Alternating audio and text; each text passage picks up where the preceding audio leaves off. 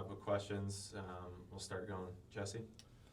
Patty, obviously there's ups and downs for every season, but what did you guys learn from the weekend, just at Missouri? Obviously you guys come out with the series win, but you lose on Saturday. Just what did you learn, and how valuable is that experience for this team?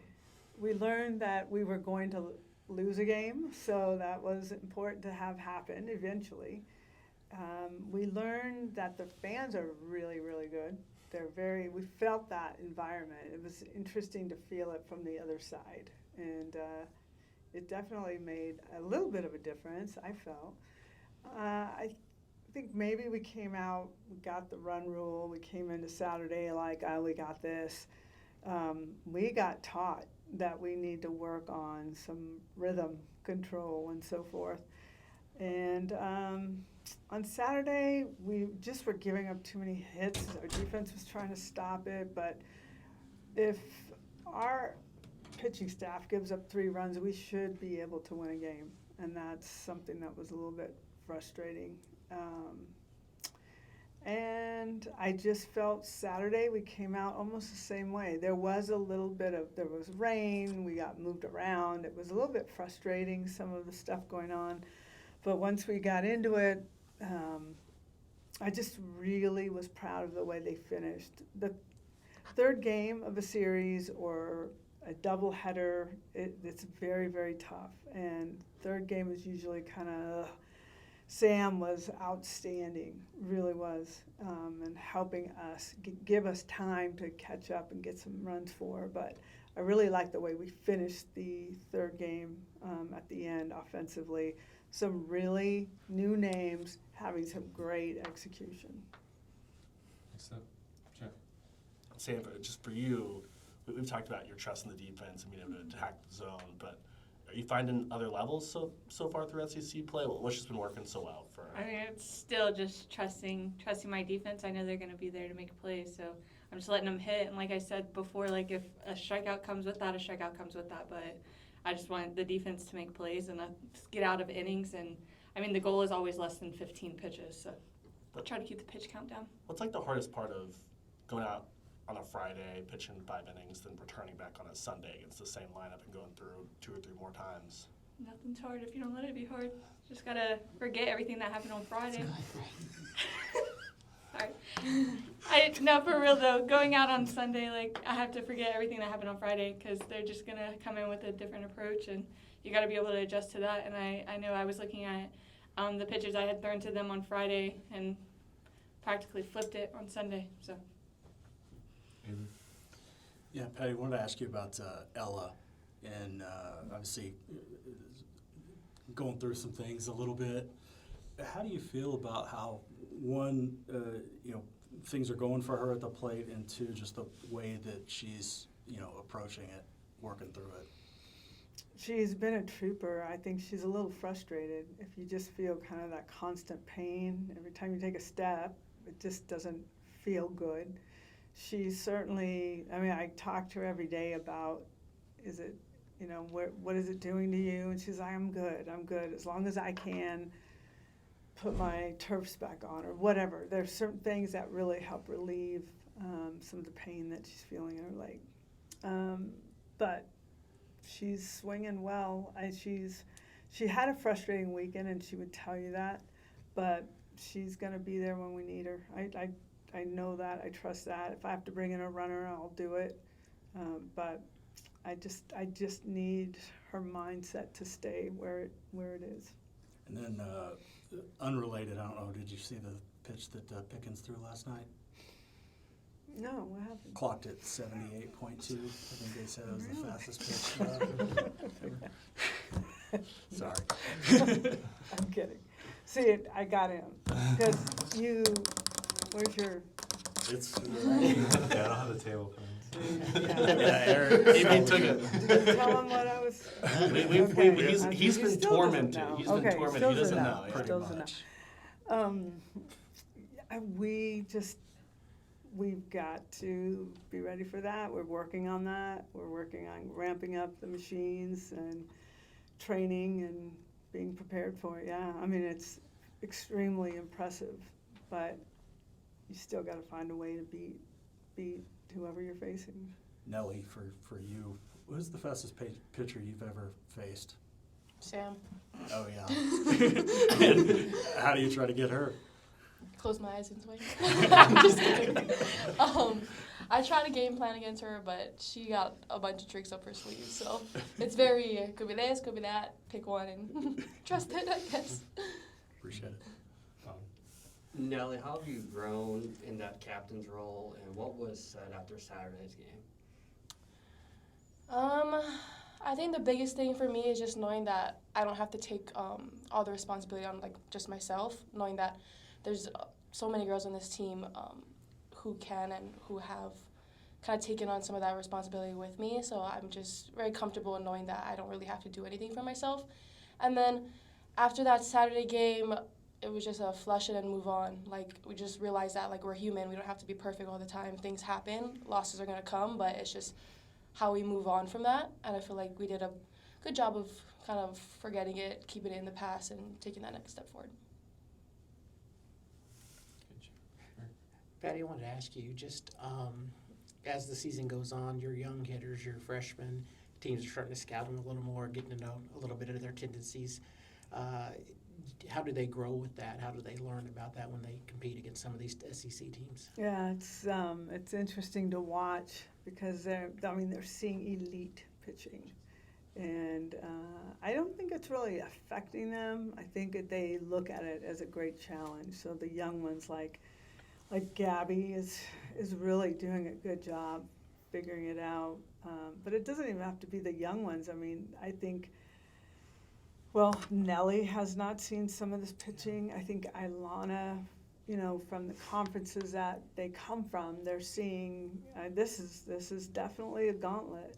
And I think people underestimate Missouri. They're a good team. They are a good team, and we felt that. So we just try to really take our short practice times that we get, like Tuesday.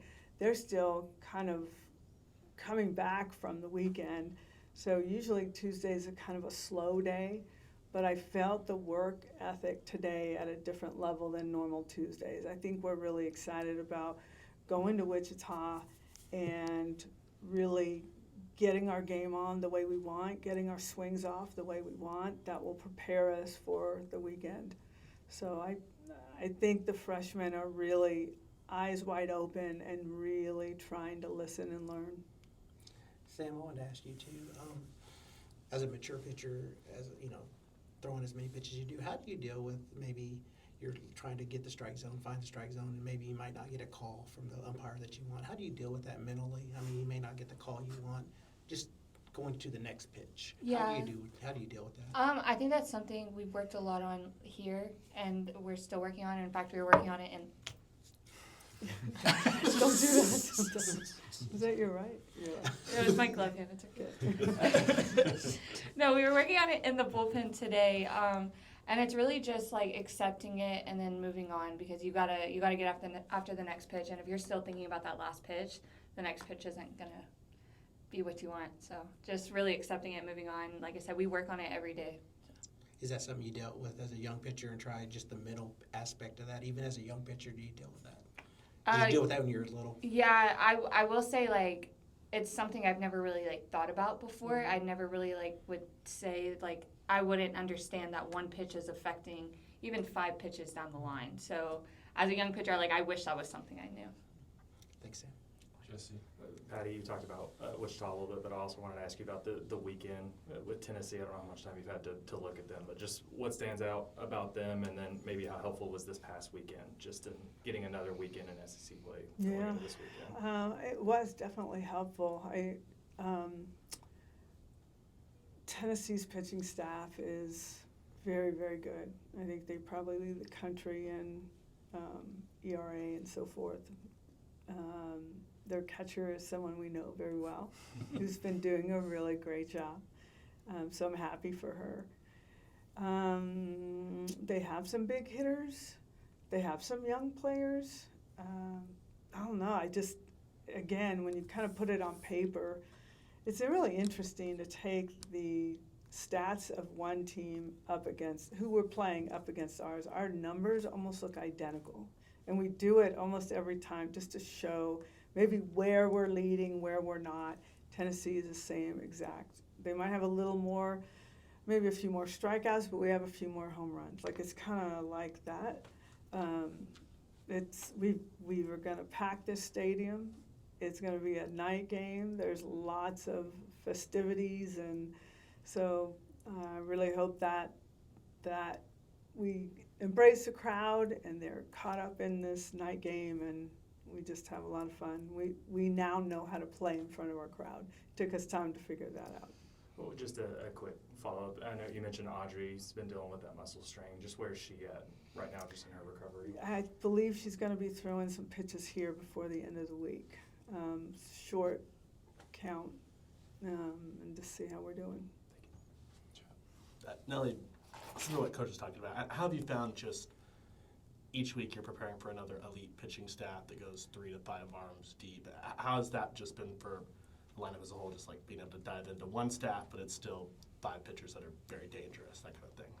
Yeah, I mean, we kind of take it pitcher by pitcher, and we kind of also relate it to the teams that we faced before.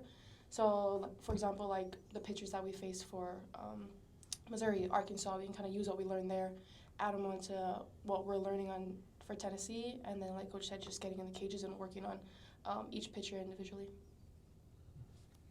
Avery?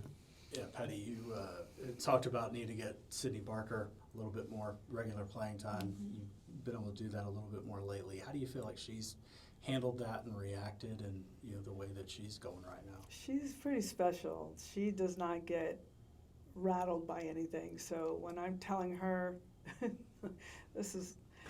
she's like, where do I work at in pregame? I'm like, work with the infield, get your first baseman, and so she's working with us, and then JT's like, I want Sid in right field. I'm like, okay, now you're going to right field. You're going to start out in right field. She's like, oh, let me switch my glove. Okay. She's just very unassuming. She just wants on the field. She's always been like that. Just, I'll do anything. I don't care where you put me. Just give me a place. And she's been doing great in both positions. So, yeah, I'm really happy with that. Appreciate it. Patty, I wanted to ask you, how much fun has it been to see the women's basketball program do what they've been able to do? And Yeah, I went to the game yesterday, so it was kind of cool to see. We never get a chance, so I was really excited to see. They're so good, and they play as a team. They've got everything. It looks like they have just about everything covered, so I'm really excited for them. I heard they got a big-time commit, so that's a game changer for your program. And I believe they're going to go to UConn and beat them. I do. After watching what I saw, they're pretty dominant.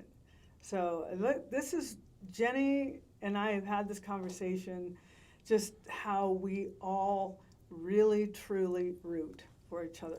When they do well, and everyone's talking about OU basketball, they're talking about OU. And it's in the ears of recruits, and it's in the ear of whoever, right? So when they fall in love with different programs, it gives us a better opportunity in recruiting as well. We're all helping each other that way. So I really enjoyed the game. It was really fun, and I really am looking forward to following them, going deep into this, and hopefully getting into that championship game. Bob, you need anything? We got chat. I was just build on that when you've got what you guys have done, Jenny, KJ, Audrey. Like, what does it mean just as an athletic department that it feels like the entire women's side of OU athletics is rock and rolling? There's some bad women coaches out there that work. We work. I know that about KJ, Audrey. I know that about all of us. We work hard, and the goal is to outwork your opponent, whether it's recruiting, whether it's practice, whether it's game, whatever it is. We've got a plan, and we work. And recruiting is the name of the game. I think we all know that. And the work that we put into recruiting is absolutely exhausting. But if you want a great program, you got to get great players that fit your program. And if you don't work hard for it, someone else will. So we all get it, and we all root for each other from afar. We don't really get to talk to each other very much, but we are definitely watching what's going on. It's inspiration for our team as well to watch championship settings in other sports. I got to go to the women's national championship volleyball. It was amazing, and it just gives me goosebumps to think about it. And a friend of mine connected me with, it was Ohio State, right? It was Ohio State For this, for women's volleyball. I think Louisville this past year. It was, who won it? This year. Come on, you guys are sports writers. What are we doing? It was at Louisville. I know. I was. Louisville, Penn Was it State. Nebraska? Penn State. Penn won. State. Penn State. Penn won. State. Yes, let's go. I got to know her.